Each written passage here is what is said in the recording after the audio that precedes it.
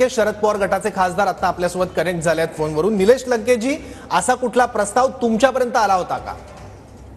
असा कुठलाही प्रस्ताव माझ्यापर्यंत नाही, पण आमच्या कुठल्या खासदारापर्यंत असं कुठलाही प्रस्ताव आलेला नाही। जर असं कुठली चर्चा जरी आमची नॉर्मली जर एखाद्याशी झाली तर आम्ही ती ताईंच्या कानावर घातल्याशिवाय राहत नाही। त्यामुळे असं कुठल्या प्रकारचा प्रस्ताव आलेला नाही। पण काही खासदारांसोबत संपर्क साधला, त्यांना प्रस्ताव दिला असं समजतंय आणि यात एक अट पण टाकली की शरद पवार आणि सुप्रिया सुळे यांना सोडून इतर सर्व खासदारांनी आमच्या सोबत यावं, असं काही कानावर आलं तुमच्या? असा कुठल्याच खासदाराबरोबर अशी कुठली चर्चा झालेली नाही आणि होणार पण नाही। काही वेळापूर्वी आम्ही अमोल मिटकरी यांची प्रतिक्रिया जाणून घेतली। मिटकरींनी सांगितलं की शरद पवार गटातले काही खासदार आमच्या संपर्कात आहे आणि भविष्यात ते आमच्यासोबत येऊ पण शकतात। काही नावं पण सुद्धा त्यांनी घेतली होती की जे अजितदारांसोबत इतर विषयांबद्दल सुद्धा बोलतात।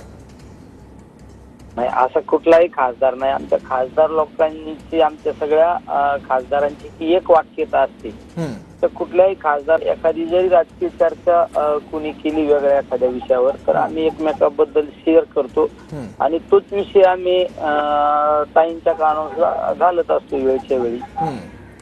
आपण निलेश लंकेजी, अधिवेशन म्हटलं की सर्व वेगवेगळ्या पक्षातल्या नेत्यांच्या भेटीगाठी होतात। तुम्ही अमित शहांना सुद्धा भेटले होते, तो फोटो सुद्धा पुढे आला होता। तसं सुनील तटकरेंसोबत सुद्धा या अधिवेशनात काही भेटीगाठी, काही चर्चा झाल्या, औपचारिक अनौपचारिक?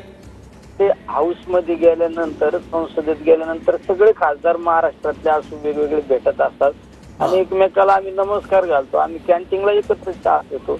आम्ही हाऊसमध्ये आल्यानंतर आम्ही एकमेकाच्या विरोधात बोलतो, पण तिथं बाहेर आल्यानंतर आम्ही बोलणं चालणं तर होतच ना, संबंध असतात ना।